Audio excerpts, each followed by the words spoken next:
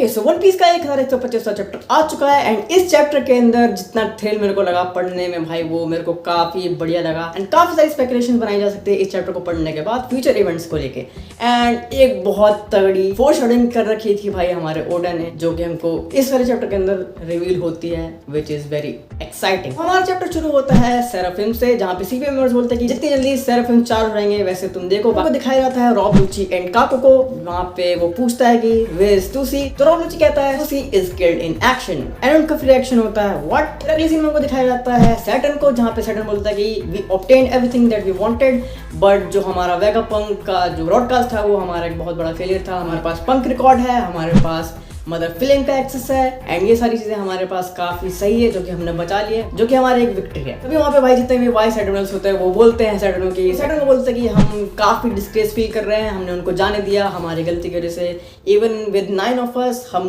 उनको नहीं रोक पाए जाने से, तो हमको इजाजत दो कि भाई हम फॉलो करें एल्बाफ तक। सैटर्न कहता है कि नहीं फॉरगेट एल्बाफ से कोई मतलब नहीं है। तो हमारा सबसे बड़ा फेलियर है वो है हमारा वेगापंक का ब्रॉडकास्ट जो कि काफी खतरनाक है पूरे वर्ल्ड के लिए एंड हमारे लिए। भाई तभी हमारा सैटर्न का एक बहुत बड़ा मिस्टेक आता है जो कि तुमको मांगा के चैप्टर में पता चलेगा।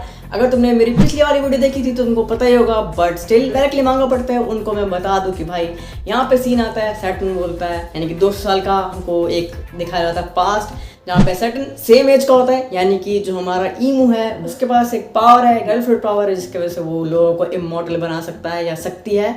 We don't know about the gender यार कि ईमू कौन से जेंडर का है। तो हमारा रोबोट था जो कि एस्केप करने में मदद करता है लूफी एंड उनके क्रू को, तो वो उसका ही पास दिखाया जाता है। वो सैटर्न जो है हमारा वो अपने कुछ साइंटिस्टों के साथ होता है एंड साइंटिस्ट बोलते हैं कि हमको इसको मार देना चाहिए, अभी के अभी खत्म कर देना चाहिए, स्क्रैप में बदल देना चाहिए। तभी सैटर्न कहता है कि नहीं इसकी जिम्मेदारी मैं लेता हूँ, अगर कुछ होता है ये हमारे लिए एक फ्यूचर में बहुत बड़ा एक एसेट बन सकता है which was a very biggest mistake of Saturn and to be honest वो काफ़ी सेटिस्फाइंग भी था भाई। उसने काफ़ी सारी चीज़ें करी जो फैंस को बिल्कुल ही पसंद नहीं है, स्पेशली मी। मैं एक चीज़ बताना भूल गया कि वो जो ऑर्डर्स थे वो थे ईमो की तरफ से मोस्ट प्रोबेबली, क्योंकि उसको ही ऑर्डर मिला था कि भाई तुम रोबोट है उसको खत्म कर दो, स्क्रैप में बदल दो। बट सैटर्न बोलता है कि नहीं इसकी जिम्मेदारी मेरी है, वो हमको मिलिट्री में काफ़ी ज़्यादा हेल्प करेगा which is very very biggest mistake of Saturn. हमारा जो सैटर्न है वो बोलता है कि इतने सालों से वो ऐसी डॉक्यूमेंट पड़ा हुआ था, ऐसी उठ भी नहीं रहा था, बैठ भी नहीं रहा था, कुछ नहीं कर रहा था, बट स्ट्रॉ हैट को बचाने के लिए अचानक से उसके अंदर भाई हाकी आ गई। मतलब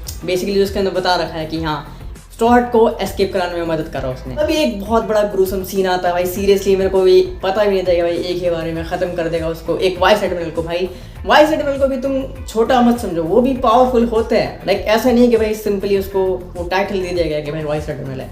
बट एक जो हमारा डॉबरमैन वाइस एडमिरल है वो बोलता है, तो सैटर्न से वो बोलता है यानी एक क्वेश्चन पूछता है एज अ हम्बल एंड मतलब डेडिकेटेड मरीन सोल्जर मेरे को ये पूछना है कि जो वेगापंक का जो ब्रॉडकास्ट था क्या उसके अंदर कुछ सच्चाई है, which is a very big thing in this chapter. भाई तुमको पता चली गया होगा कि भाई जो वेगापंक का ब्रॉडकास्ट था वो पूरी दुनिया ने सुना, आसमान से लेकर भाई समुद्र तक सब ने सुना उसको and it is very impossible to not question कि हाँ वो सच है या झूठ है। As far as we viewers concern and पूरे वन पीस के अंदर जो लोग हैं भाई सभी वो क्वेश्चन पूछेंगे हाँ भाई क्या वो सच है या नहीं है। यानी कि डायरेक्टली तुम वर्ल्ड गवर्नमेंट को क्वेश्चन कर रहे हो, उनको डाउट कर रहे हो कि हाँ भाई वर्ल्ड गवर्नमेंट हमसे कुछ छुपा रही है। तभी पैटर्न जो होता है जिसको देख के भाई बड़ा गुस्सा आता है मुझे, वो उसको एक ही बारे में इसको हेड ब्लो कर देता है एंड उसको मार देता है। मेरे को एक सीन समझ नहीं आया भाई, मेडिक को बुलाता है भाई क्यों, उसने सैटर्न को डायरेक्टली एक 5 एल्डर को क्वेश्चन करा कि वो चीज़ सच है या नहीं है, तो भाई वो किस हिसाब से जिंदा होगा आई डोंट नो भाई इसके पीछे क्या सेंस बनता है मेडिक का, but it is not necessary है। फैक्ट्री वाला सीन दिखाया जाता है जहाँ पे जो वेगापंक का जो पंक रिकॉर्ड है वो आउट के वजह से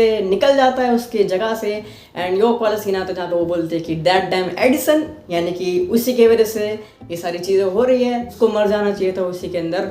तो हाँ ये वाला सीन दिखाया गया जहाँ पे जो पंक रिकॉर्ड्स है वो हवा में उड़ जाता है which is a second mistake of Saturn, जिसपे वो क्लेम कर रहा था कि भाई हमने पंक रिकॉर्ड भी हमारे पास है, मदर फ्लेम भी हमारे पास है, विच इज़ भाई तुमको पता है यार कितना अमेजिंग एंड कितना सेटिस्फाइंग लग रहा है मेरे को ये बोलते हुए। तुमको एडिसन दिखता है जो कि बोलता है बिंगो एंड भाई वो पंक रिकॉर्ड्स को लेके चला जाता है एंड मज़ा आता है काफ़ी ज़्यादा, जहाँ पे वो हमको दिखता है वो उसको शूट करती है एंड योग बोलती है कि मैं I am being played.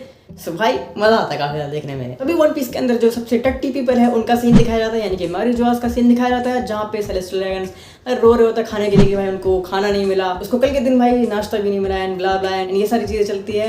And तभी उनमें से एक सेलेस्टियल ड्रैगन कहता है कि भाई अकाइनो क्या कर रहा है, उसको इस चीज पे देखना चाहिए। उसने कुमा के एस्केप पर भी कुछ नहीं बोला एंड ऑल ये सारी चीजें दिखाई जाती है हमको, विच इज इंक्रीज। ये जो भी रेवोल्यूशनरी आर्मी ने जो किया, उनके खाने के स्टॉक पे अटैक करके भाई जिनकी फूड सप्लाई पूरी खत्म कर दी।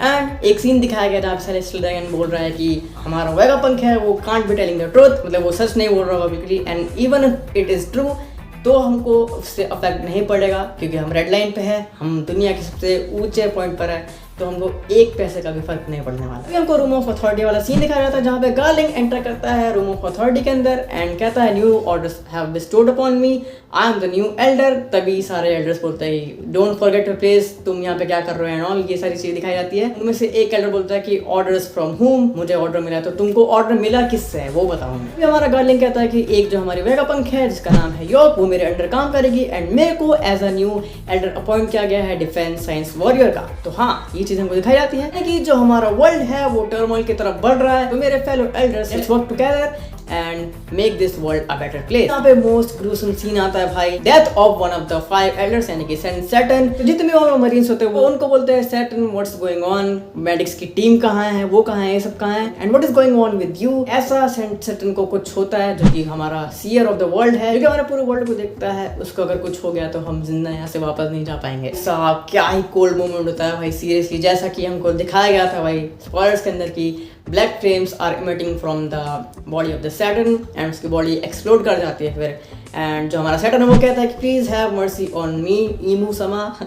तो ईमू बोलता है, ये बोलती है कि तो हमारा जॉब है वो था उस एस्केप के पीछे and you couldn't do anything. And जो हमारा सैटर्न होता है बोलता है कि उसकी पावर को एंटिसिपेट नहीं कर पाया मैं, उसकी पावर काफ़ी ज़्यादा थी इसकी वजह से मैं नहीं कुछ कर पाया। कोई मर्सी या कोई प्ली नहीं सुनता, ये सुनती वो ईमू एंड उसको भाई खत्म कर देती है। सीरियसली यार, सीरियसली एक ही बार खत्म, डिवाइन पनिशमेंट सीरियसली। एंड उसकी बॉडी फिर ब्लैक फ्लेम्स इमिट करती है एंड उसकी बॉडी फिर स्केलेटन में बदल जाती है एंड नथिंग एल्स भाई, सीरियसली खत्म, बिल्कुल ही खत्म भाई, जड़ से ही खत्म। एंड तभी हमको पंक रिकॉर्ड से एक सीन दिखाया जाता है जहाँ पे जो हमारा न्यू वेगापंक होता है जिसके अंदर एडिसन एंड हमारा शाका एंड एक और हमारा वेगापंक है उसका ब्रेन मिलके एक पूरी बॉडी बन जाती है उनकी। एंड उनकी बात चलती कि योक हमारी एक ट्रेटर थी, उसके पास अभी भी हमारे दिमाग का एक्सेस है, बट शाका कहता है कि नहीं, as long as we have punk records with ourself, अगर वो एक्सेस कर भी लेती है तो वो उससे ज़्यादा बेटर है कि हम उसको पूरी पंक रिकॉर्ड्स दे देते हैं। एंड जो हमारा एडिसन होता है वो वेदरिया को कॉन्टैक्ट करता है, वही वाला वेदरिया जो हमको स्ट्रॉ हैट सेपरेशन सीरियल में दिखाया गया था कि जो हमने लूफी को देखा कि 2 साल बाद मिलना है तब तक तुम ट्रेन कर लो।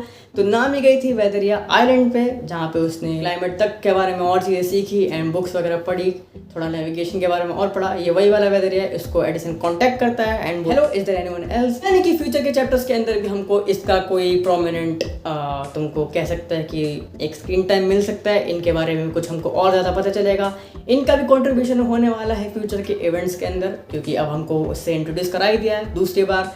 तो हाँ काफ़ी पॉसिबल चीज़ें हैं, वो ये हो सकता है। हमको कामाबक्का किंगडम का सीन दिखाया जाता है जहाँ पे जो हमारी कोआला है वो बताती है सारी डिटेल्स समराइज करती है, ड्रैगन को बताती है कि जो हमारा वर्ल्ड सेंचुरी था उसने काफ़ी एक मैसिव वॉर को कवर करा हमारे वर्ल्ड गवर्नमेंट ने एंड काफ़ी हैवी टेक यूज़ हुआ था उस टाइम के अंदर। And not only the fact हमारी जो दुनिया है वो पूरी 200 मीटर डूब जाएगी पानी के अंदर। तभी हमको ड्रैगन वाला सीन दिखाया जाता है, मतलब वो जो टेक की बात हो रही है वो हमारे एंशिएंट वेपन की बात हो रही है जो कि शायद से ईमू ने भी यूज़ करा था लुलूशिया आइलैंड को डुबाने के लिए। तो हाँ यस, तो इस वाले पेज के अंदर हमें दिखाया गया कि जो भी पायरेट किंग बनेगा वो सिर्फ पायरेट किंग नहीं बनेगा बल्कि उसको वर्ल्ड का सबसे स्ट्रॉन्गेस्ट एंशिएंट वेपन मिलेगा जो कि काफ़ी डेवास्टेटिंग होगा, विच इज़ वेरी मतलब डेंजरस कि अगर किसी गलत आदमी के हाथ में लग गया वो तो भाई पूरी दुनिया तबाह करने के काबिल बन जाएगा वो बंदा। एंड मोस्ट प्रोबेबली जो हमारा लूफी है वो कुछ ऐसा नहीं करेगा, शैंक्स भी ऐसा नहीं करने वाला एंड ड्रैगन तो भाई वर्ल्ड गवर्नमेंट के अगेंस्ट है ही। तो यस ये 3 तो भाई सेफ जोन में है, बट तो Blackbeard is very very mad and हमको उसके इरादे नहीं पता कि भाई वो क्या करेगा फ्यूचर के अंदर, बट वो तो पायरेट किंग नहीं बनने वाला। को पूरा सीन दिखाया जाता है, साबो का एंड उसके जितने भी रेवोल्यूशनरी आर्मी के जो कैप्टन्स हैं वो डिस्कस कर रहे होते कि जो वर्ल्ड है वो सिंक हो जाएगी एंड जो भी चीज़ें हमको बताई गई वो सारी अब मेक सेंस कर रही है, मतलब सेंस बना रही है काफ़ी ज़्यादा। तभी इवान को हमारा वो बोलता है कि हमारा टकीला वुल्फ है, वोडका वुल्फ है एंड बॉबन वुल्फ है। तभी पूरे वर्ल्ड गवर्नमेंट ने 700 साल लगा दिए इन सबको स्ट्रक्चर्स को बिल्ड करने में तो हाँ, ये काफ़ी सेंस बनाती है। तभी हमको ड्रैगन बोलते हुए दिखता है कि हमको अपने कॉज के लिए काम करना पड़ेगा, जिस कॉज के लिए हम काम कर रहे हैं, यानी कि वर्ल्ड को एक सेफर प्लेस बनाने के लिए। एंड जितने भी लोग हैं अर्थ पे वो सब अपने इंटरेस्ट के लिए भागेंगे, नॉट फॉर पीस। यहाँ पे हमारा ये चैप्टर खत्म हो जाता है। TBH ये वाला चैप्टर काफ़ी सारी चीज़ें हमको बयां कर रहा है कि भाई क्यों, कैसे कैसे क्या हुआ चीज़ें। एंड जो मैंने तुमको बताया था कि जो पुल वाला सीन जो हमको दिखाया था वो 600 चैप्टर पहले दिखाया था हमको, एंड वो चीज़ पहले फोरशैडो कर रखी थी भाई कि वो क्यों बनी है। एंड मारीजुआ का रेड लाइन पर होना, जो कि वर्ल्ड का सबसे हाईएस्ट पॉइंट है, जिसकी वजह से वो सेफ रहेंगे नो मैटर व्हाट।